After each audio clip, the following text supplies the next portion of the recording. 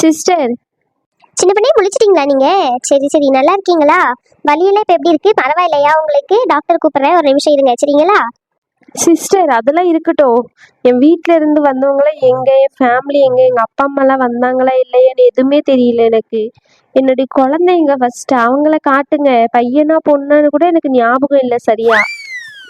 சின்ன பண்ணே எல்லாரும் வெளியே தான் இருக்காங்க. இப்போதைக்கு நீங்க வந்து டெலிவரி வார்டில் இருக்கீங்கல்ல, உங்களை வந்து முதல்ல நார்மல் வார்டுக்கு மாத்திட்டு அதுக்கப்புறம் தான் உங்க வீட்டில் இருக்கிறவங்க எல்லாரையுமே பார்க்க வர சொல்லுவாங்க சரிங்களா?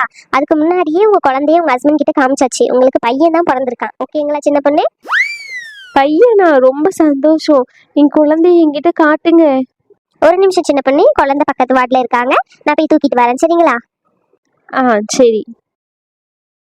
பையன் மூஞ்சி ஞாபகம் இருந்த மாதிரியும் இருக்கு, இல்லாத மாதிரியும் இருக்கு. எனக்கே ஞாபகம் இல்லையே.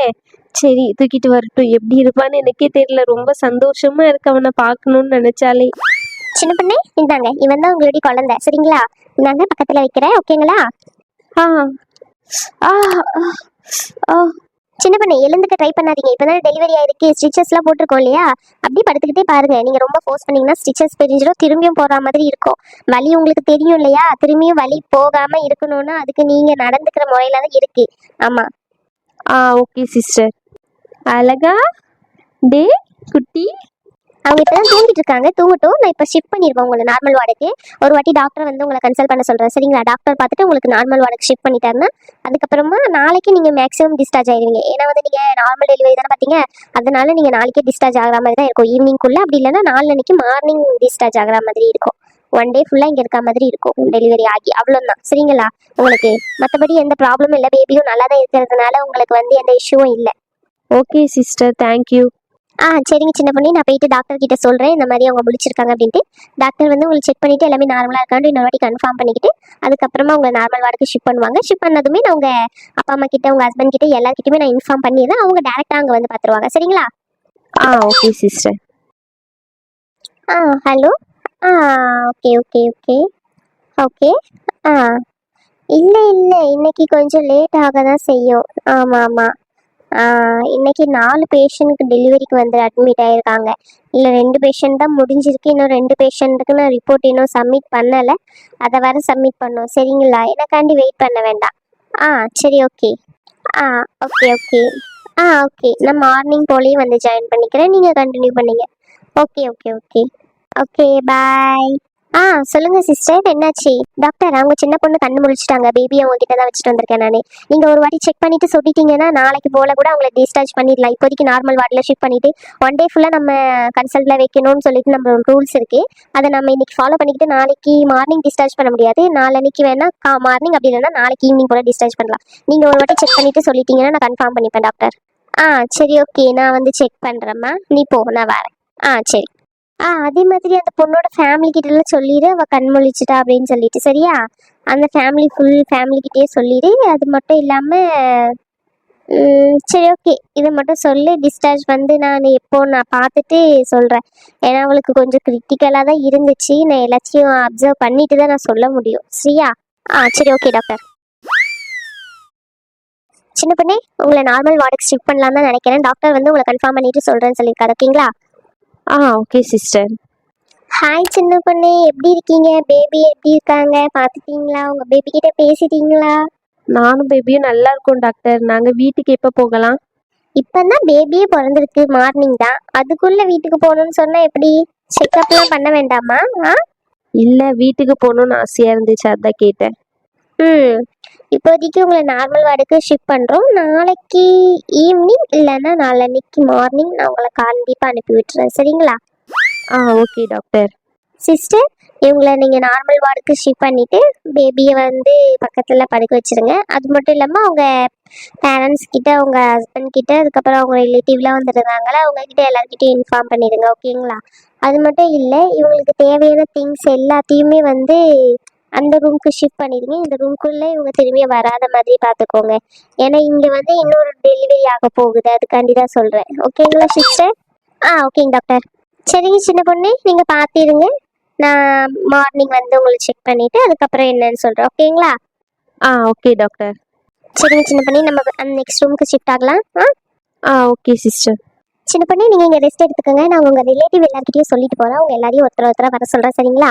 அவங்க கிட்ட எல்லார்கிட்டயும் நீங்க பேசுங்க. அதுக்கப்புறமா உங்களுக்கு கொஞ்சம் ஃப்ரீயா இருக்கும் இங்க, ஓகேங்களா?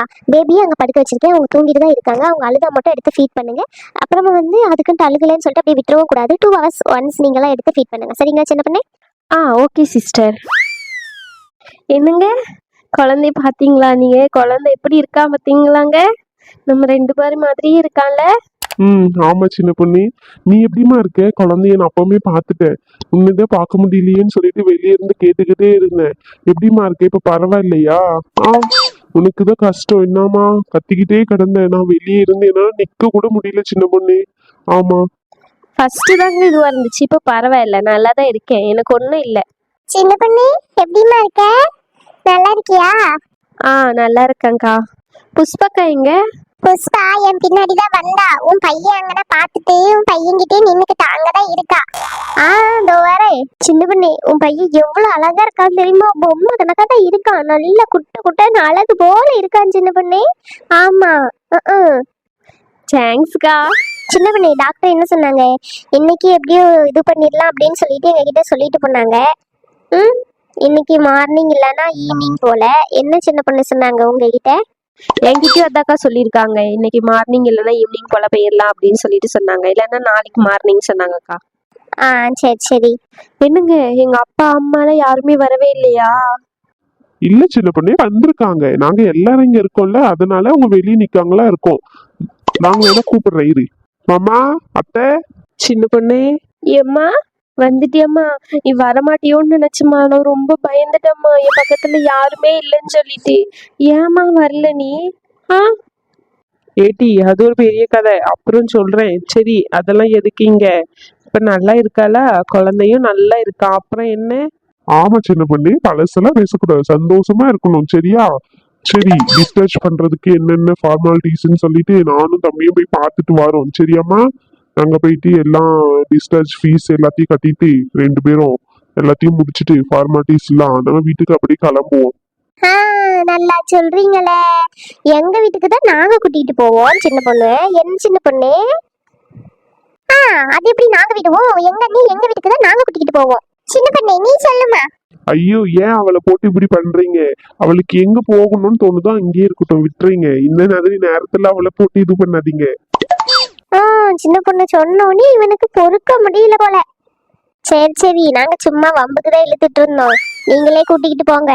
சரி சின்ன பொண்ணு, நான் வெளியே போயிட்டு என் மாமியார் காரிக்கு ஒரு போனை பண்ணி சொல்லிடுறேன். அவளே என்ன குழந்தைன்னு கேட்டுக்கிட்டே இருந்தா பாத்துக்கோ. அம்மா, நான் ஒரு போனை பண்ணி சொல்லிட்டு அங்க இருந்து என் மாமியார் காரியும் வர சொல்றேன். என்ன? எதுக்குக்கோ? ஃபோன் பண்ணி சொல்ல மட்டும் செய்யுங்க, எதுக்கு வரணும்? அங்க நீ இங்க நீ அலைஞ்சுக்கிட்டு, நம்ம தான் நாளைக்கு ஊருக்கே போறோம்ல, அங்க வந்து பார்க்க சொல்லுங்க. என்ன சொல்றீங்க? என்னம்மா சொல்ற? சின்ன பொண்ணே, உனக்கு விஷயமே தெரியாது. உன் மாமியார்காரி இங்க வரணும்னு சொல்லிட்டு குதிச்சுக்கிட்டு இருக்காளாம். உன் நாத்தனாரி போகக்கூடாதுன்னு சொல்லிட்டு தடுத்துக்கிட்டு இருக்காளாம். அதனால உன் மாமியார்காரி ஒரே ஒப்பாரி வச்சுக்கிட்டு இருக்காளாம். என் மாமியார் தான் ஃபோன் பண்ணி சொன்னா பாத்துக்கோ.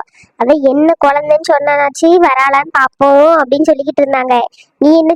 யாங்கோ ஏன் சொல்றீங்க? விட்டுருங்க, அவங்க கிட்ட எல்லாம் சொல்ல வேண்டாம். அவங்களே எதுக்கு நீங்க இந்த மாதிரி நேரத்துல கஷ்டப்படுத்தணும்?